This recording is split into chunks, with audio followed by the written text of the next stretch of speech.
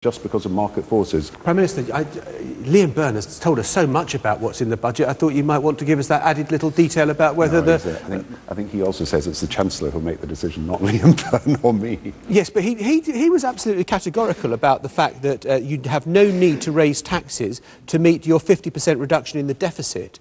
Therefore, is that a pledge that the tax rates as they currently are and the thresholds where they're set are going to stay for the lifetime of the next Parliament? Well, I think you should wait to see the budget. To be honest, the budget comes on the 24th. But the basic question is, we cut our deficit in half over the next 4 years, just like America's doing, France, Germany's doing. We're a bit more ambitious, actually, in what we're doing than they are.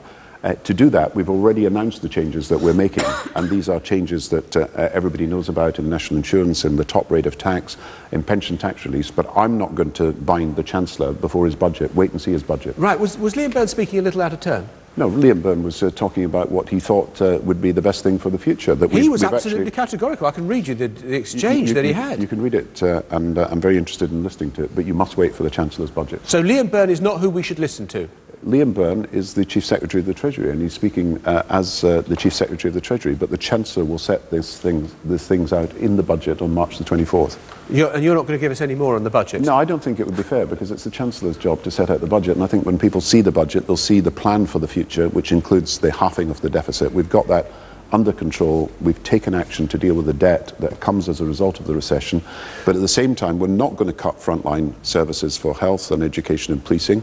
And at the same time, we're going to invest in the future, because this area, Stourbridge and the West Midlands, depends on investing in manufacturing and in the industries of the future. And no pre-election sweeteners in it? No little rabbits coming out of that hat? You've got to wait and see what the Chancellor says. Right. You're asking the same question in about 4 different ways. Prime Minister, that's what interviewers sometimes try to do, in the hope that we'll get a bit further. Right, we're not going to get any further on that. You talked about the deficit reduction and trying to cut the debt that we have in this country. Let me talk to Sally Austin now, because you work for the health service, don't you? Are you seeing the effect of cuts? Because you've had the Prime Minister saying there is going to be no cut in frontline services. Yes, I'm a consultant clinical psychologist for the NHS. I've been in the NHS for 21 years. I suppose what I'm looking for in the political party that I'm going to vote for is honesty, and I don't feel it, I'm afraid. The information that we're getting is that the NHS part of my job is going to be cut by 11%. The social services part of my job is going to be cut by 17%. So it's very difficult to kind of feel that I can trust you and your government when what you say and what I see is different. I wonder how you can explain that the reality is that we're having to provide more services for the same money, which is in effect a cut, or we are actually being cut and our services are reducing. What I can say is that the budget for the National Health Service, for the frontline services on which we depend, is going to rise this year, next year and the year after. That is what has been announced already. It's for the local health authorities to decide how they spend the budget. And in some areas they'll want to do more, in some areas they might want to do less. These are local decisions, but the national allocation of money is a health department that is putting more money into the National Health Service. Look, when we came in 1997, the issue was, would the health service survive? The issue now is, can the health service keep getting better?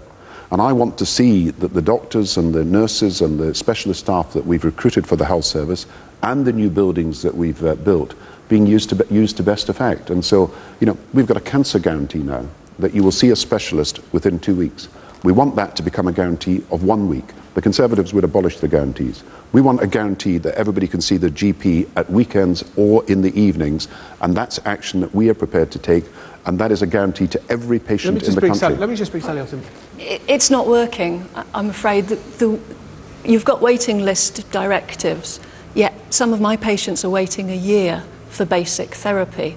And the way that the management or yourselves, the government, are getting around that is by just changing the rules about what constitutes who goes on a waiting list.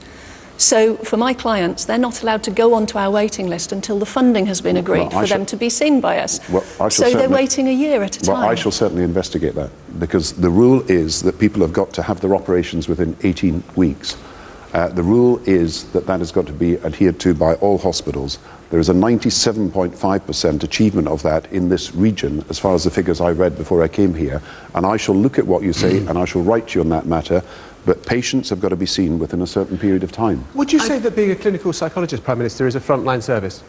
I would say that it's a very important service, very important to the National Health Service, but I can't make, and I'm not going to make, the local decisions about how you give money to particular priorities. What I can say is that the National Health Service frontline budget will be rising nationally, and on the basis of these allocations to local health authorities, I hope they make the right decisions for the patients. Sally Austin. I can appreciate what you're saying, that, yeah, there's different issues locally to nationally.